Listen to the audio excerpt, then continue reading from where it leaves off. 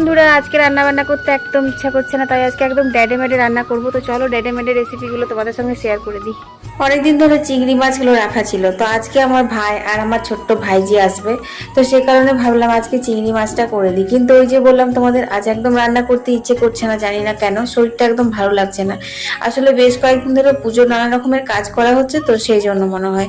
তো কাঁচাকুচিটা সেরে নিলাম, তারপর এখানে চিংড়ি মাছ আগেই ধুয়ে নুন হলুদ মাখিয়ে রেখেছিলাম, একটা আলুও সেদ্ধ করে নিয়েছি। এরপর সর্ষের তেলে চিংড়ি মাছগুলো দিয়ে হালকা করে ভেজে তুলে নিয়েছি দেখো।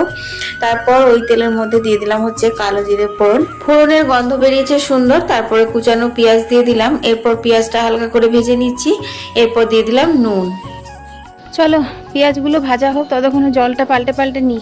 অনেকগুলো কলের জল নিয়েছি জানো তো, কিন্তু কলের জল নেওয়ার আমার শেষ নেই। পুজোর সময় তো কাচাকুচি হচ্ছে, সেই জন্য এই বালতিটা না অনেকক্ষণ ভরে গেছিল। তো এইটা নেব, বাকি দেখো এগুলো সব ভরা হয়ে গেছে, ড্রামটাও ভরা হয়ে গেছে। তো এদিকে জল ভরছি, এদিকে রান্নাটাও করছি। পেঁয়াজের উপরে দিয়ে দিলাম আবার একটু হলুদ, আর এখানে মশলা দিলাম। এর মধ্যে রয়েছিল ধনে জিরে আর একটু রসুন বাটা।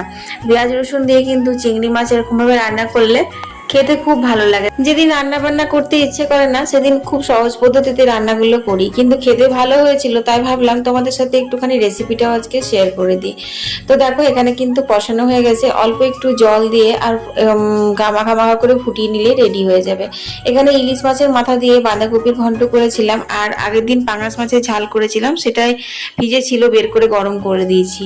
তো চিংড়ি মাছটা হয়ে গেছে। এখানে মায়ের জন্য একটু নিরামিষ বাঁধাকপি করেছিলাম, একটু লাল শাক ভাজা করেছিলাম, একটু আলু করলা ভাতে করেছিলাম, আর একটু ডাল করবো। বন্ধুরা অনেক জোরে মেঘ এসেছে, এগুলো সব তুলে নি, কারণ এখনই বৃষ্টি আসবে, সব শুকিয়ে গেছে।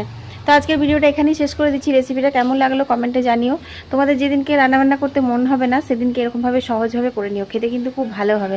সবাই ভালো থেকো, টাটা।